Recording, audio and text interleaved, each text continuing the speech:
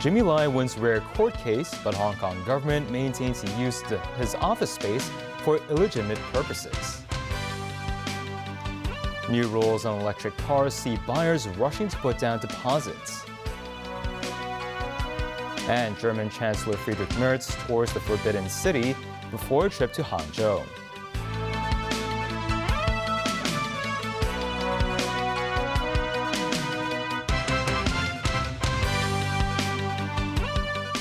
Good evening and welcome to TVB News. Former media tycoon Jimmy Lai has won an appeal against a fraud conviction. The Court of Appeal overturned a 2022 ruling that found Lai guilty of breaching the lease terms of the Apple Daily's headquarters. The government said the court's ruling does not change the fact that Lai misused public resources for private purposes. The Department of Justice would consider filing an appeal. Samantha Lee reports. The two appellants in the case are Next Digital founder Jimmy Lai and former executive Wong Wai-keung. Neither appellant was in court. They were accused of breaching the lease terms of the Apple Daily's headquarters by concealing the operation of Deco Consultants, a consultancy firm directed by Lai in the premises.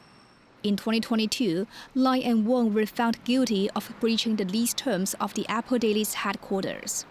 Lai was sentenced to 5 years and 9 months imprisonment, while Wong was jailed for 1 year and 9 months. In a judgment delivered on Thursday, the Court of Appeal noted that under the common law, a contracting party generally has no legal obligation to disclose its own breach of contract. Therefore, concealment does not constitute criminal responsibility unless it was made in breach of a duty to disclose. Regarding the prosecution's argument that the lease imposed a duty of disclosure on Apple Daily Printing, the court found no such terms in the document. The court noted that Apple Daily Printing was not the only beneficiary of the deal, as the company invested $520 million to construct the building.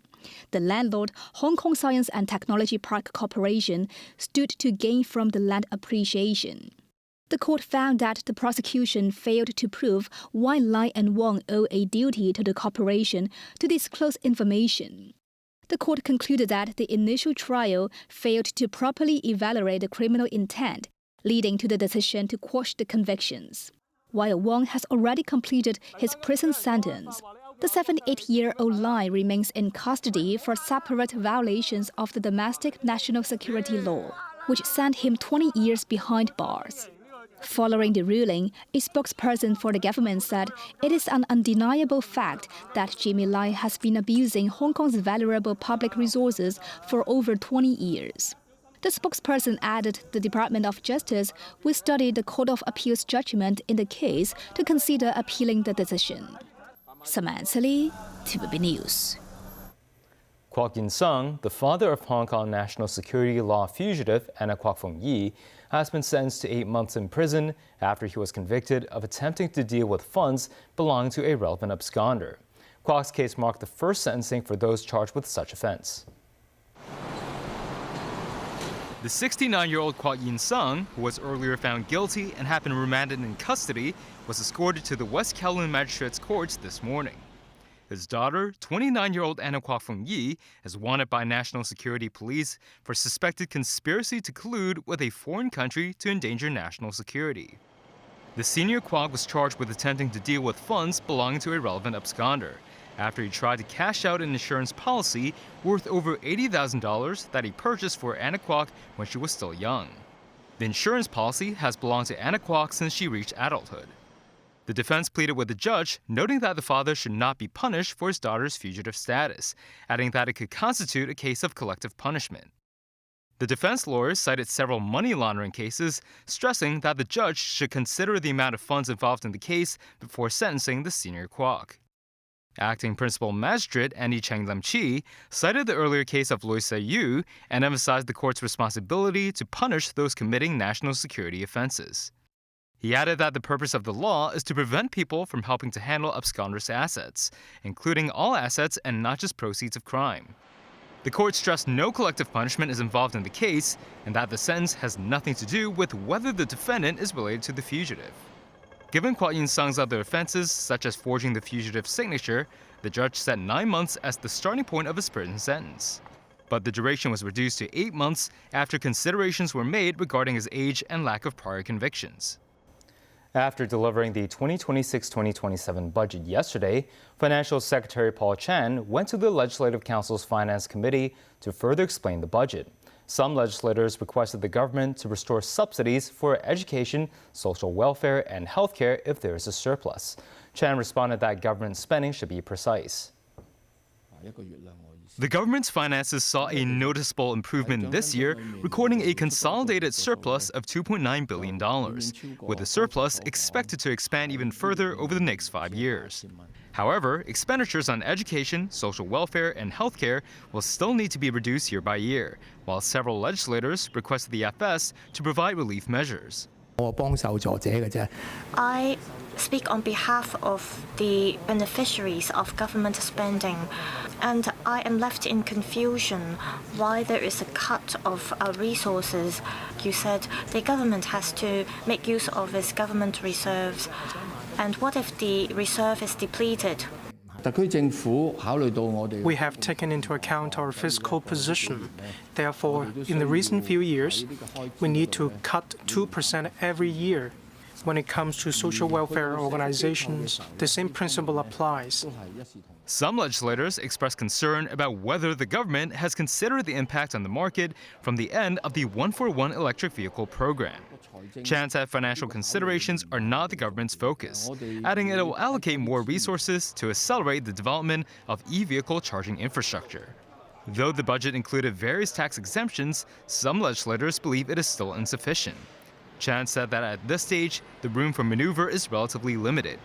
To benefit the most people, Chan said he chose to adjust the overall tax exemption. The 1-for-1 replacement scheme for private electric vehicles will no longer be extended upon its expiry date on March 31st. Some car dealerships said residents can still enjoy the tax concessions if they purchase in-stock vehicles before the end of next month. But some lawmakers have expressed concerns that ending the incentive may hinder the growth of Hong Kong's e-car market. Samantha Lee has more. Exhausted but still working, some car dealerships were handling a surge in orders last night.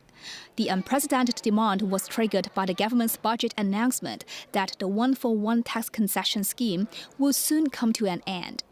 These car dealerships sold more than 300 electric vehicles in a single day, with staff working until 3 a.m. last night. Eric Wong, CEO of the company, said many residents rushed to make the orders without eating or sleeping. According to the government's blueprint on electric vehicles, the registration of few vehicles will end by 2035.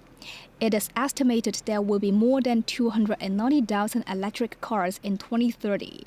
As of last November, there were only 136,000 electric cars in the city, meaning that number have to double within the next 4 years to hit the target. Lawmaker Ben Chan said some e-car brands may lose interest in doing business in the city if sales volumes fall short of their expectations after the waiver is discontinued. Financial Secretary Paul Chan said the decision to end the scheme was not for financial reasons. Over the 8 years of 1-for-1 scheme, the total tax rate has reached nearly $29.4 billion. 2023 saw the highest number of EV purchases, involving $7.4 billion in waived tax. Samantha Lee, TVB News. German Chancellor Friedrich Merz spent the second and final day of his China tour in Beijing's Forbidden City and headed to the Tech Hub of Hangzhou, capital city of Zhejiang Province, with a large group of entrepreneurs. Danny Zhou has the story. Friedrich Merz is making his first official visit as Chancellor to China that is aimed at resettling relations with Germany's largest trading partner. He is also reported to be the first foreign leader received by President Xi Jinping and Premier Li Qiang during the Spring Festival in the Year of the Horse. Merz told reporters after their Wednesday talks that the Chinese leadership will be making a large order from European aircraft maker Airbus, including up to 120 additional aircraft. A joint statement issued on the Xinhua news agency says both sides are willing to properly resolve their respective concerns through frank and open dialogue. Maz continued his trip on Thursday, starting at the Forbidden City, a UNESCO World Heritage Site, to visit the time-honored complex that had served as China's imperial palace for some 500 years. Later in the day, Maz and his entourage traveled to the Unitary Robotics Company in Hangzhou City. It is one of China's leading robotics firms and has just stunned audience with its humanoid robot performance in the Spring Festival Gala earlier this month. Unitary's founder Wang Xingxing said in an interview that he felt deeply honored to receive the German leader and described the visit as a window for ushering in more cooperation with German companies and promoting the global development of the intelligent robotics industry. Maz is also scheduled to tour around a list of German businesses in China during his stay in Hangzhou. He told reporters that he held successful meetings with Chinese leaders, but acknowledged there are still challenges in bilateral ties, including the problem of overcapacity. In Beijing, the foreign ministry described Maz's trip as fruitful and meaningful, which demonstrates both sides are committed to maintaining a stable and constructive bilateral relationship. Danny Zhou, TVB News. And still ahead, U.S. industries may be suffering due to rare earth shortages. And U.S. Secretary of State expects no major breakthrough at talks with Iran.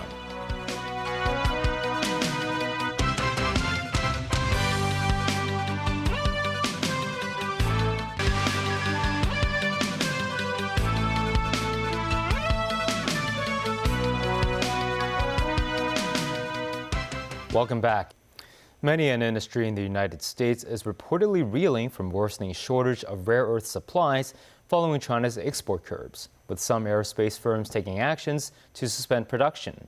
In Beijing, the Commerce Ministry indicated they remain in communication with their U.S. counterparts to prepare for the sixth round of trade talks, which will take place in the near future. According to a Reuters report, industry insiders say two of the suppliers to U.S. aerospace and semiconductor companies are turning away some clients. The rare earth shortages center on yttrium and scandium. These elements are essential for defense technology, aerospace and semiconductors, and are almost entirely produced by China.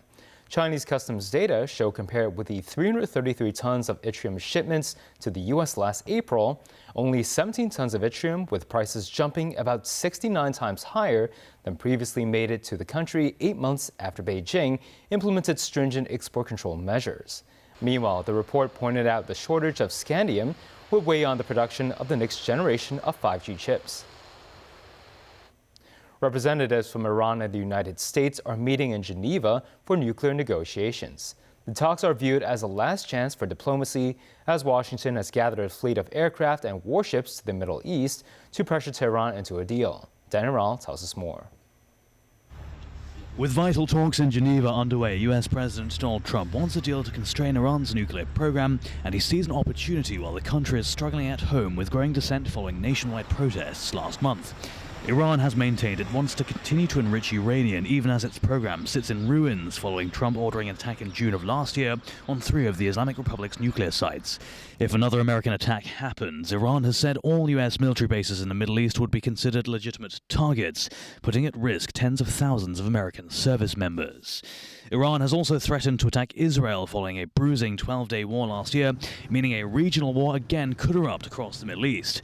There would be no victory for anybody. It would be a devastating war, Iranian Foreign Minister Abbas Araghchi told India Today in an interview filmed on Wednesday just before he flew to Geneva. Speaking to reporters in Basseterre, St. Kitts and Nevis, U.S. Secretary of State Marco Rubio said the negotiations are aimed at addressing Iran's returning nuclear weapons program, but there are major concerns about its conventional missiles as well. Know that Iran poses a very grave threat to the United States and has for a very long time. They are in possession. First and foremost, after their nuclear program was obliterated, they were told not to try to restart it, and here they are. You can see them always trying to rebuild elements of it. They're not enriching right now, but they're trying to get to the point where they ultimately can. The other thing I would point you to, however, is that Iran possesses a very large number of ballistic missiles, particularly short-range ballistic missiles that threaten the United States and our bases in the region and our partners in the region. And all of our bases in the UAE, in Qatar, in Bahrain. And they also possess naval assets that threaten shipping and try to threaten the U.S. Navy. Iran has said it hasn't enriched since June, but it has blocked inspectors from the International Atomic Energy Agency from visiting the sites bombed by the U.S. General TV News. U.S. Justice Department said it was reviewing whether it had improperly withheld documents from the Jeffrey Epstein files after several news organizations reported that some records involving the accusations made by women against President Donald Trump were not among those released to the public. The purported missing files were summaries of interviews the FBI conducted with an unidentified woman who came forward after Epstein's 2019 arrest and claimed to have been sexually assaulted by both Trump and Epstein when she was a minor in the 1980s. Meanwhile, former U.S. Treasury Secretary Larry Summers will resign from teaching at Harvard University amid a campus review of his ties to Jeffrey Epstein. In a statement, Summers said it was a difficult decision and thanked the students and colleagues he had worked with over 50 years. But Harvard students are mostly glad to see him leave. As an intending economics student myself, we'll miss his research, but we won't miss the personal life he led, and we won't miss the taint he left on this university. So ultimately, I think I'm a bit relieved. I would be very worried if I had to take a class from this professor, even though he has significant expertise within the field I'm looking to go into. I do hope there'll be a continued investigation into all the money that went into Harvard from Epstein, and I just hope that the impact of that will be that students see that the administration is committed to taking it seriously. U.S. Trade Representative Jameson Greer noted Washington is to retain its current tariff rate on Chinese goods and will continue the Section 301 investigations into China's compliance with the Phase 1 Economic and Trade Agreement. Beijing pledges to take all necessary measures to firmly safeguard its legitimate rights and interests if Washington insists on advancing the investigation or imposes tariffs or other restrictive measures. Greer spoke to media on Wednesday that even if the Trump administration imposes 15% or higher levies on some trading partners, China will still be slapped with a U.S. tariff of 35 to 50% set under the trade agreement earlier inked between the two countries. Greer added that unfair trade practices under Section 301 of the U.S. Trade Act of 1974 would be centerpiece of the administration's investigations, which will be targeting industrial overcapacity, forced labor and supply chains, as well as discrimination against U.S. tech firms. In response, the Commerce Ministry in Beijing urged the U.S. side to refrain from shifting blame and to avoid using China as a pretext to create trouble or provoke issues. A group of residents of Wangfu Court have sent a letter to the government hoping to return to their apartments as soon as possible to collect their belongings. The government anticipates that residents can return to their buildings as early as the end of April. Meanwhile, the latest budget proposed to allocate $4 billion for the long-term housing arrangements of residents of Wangfu Court in Taipo, excluding Wangshi House, which was not damaged by the earlier fire. Some legislators have raised concerns about the government's financial arrangements should be more than half of the residents of Wangshi House want the government to acquire it. Lawmaker Tang Ka-piu said more than 70 such residents have contacted him, hoping the government will consider including Wangshi House in the resettlement and acquisition scheme. Deputy Financial Secretary Michael Wong said the government hopes that when residents of Wangshi House reach a high degree of consensus, then the administration can work together with them, which would involve nearly $1 billion. Wong said the government will go back to the Legislative Council to go through the procedures, but there is no need to worry about insufficient cash. And that's in the news. Thanks for watching.